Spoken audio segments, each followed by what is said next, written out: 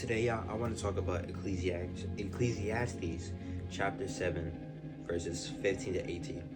In this meaningless life of mine, I've seen both of these, the righteous perishing in their righteousness, and the wickedness living long in their wickedness. Do not be over righteous, neither be over wise. Why destroy yourself? Do not be over wicked, and do not be a fool. Why die before your time? It is good to grasp one and not let go of the other. Whoever fears God will avoid all extremes.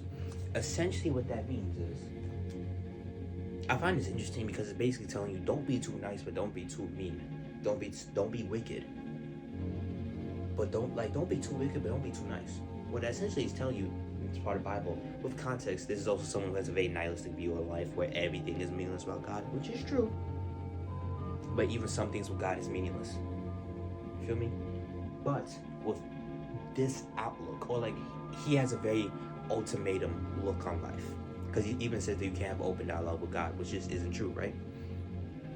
But what this is trying to say is that it's just good discernment in general, where obviously in certain moments in time you have to be a little selfish about certain things and just be like, hey, you know what I'm saying?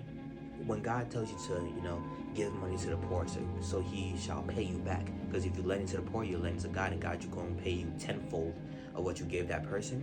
You also got to understand that's not in every situation. Not every situation you're supposed to take the clothes off your back and give it to somebody else, because then you're not going to have no clothes. God going to guide you with discernment and let you know, okay, in what moment should you give to people and what moments you shouldn't.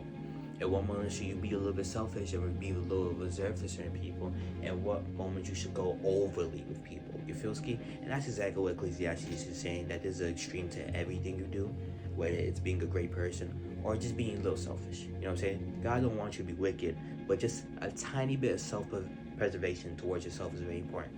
Self-respect, self-preservation is very important, but also selflessness at times is important.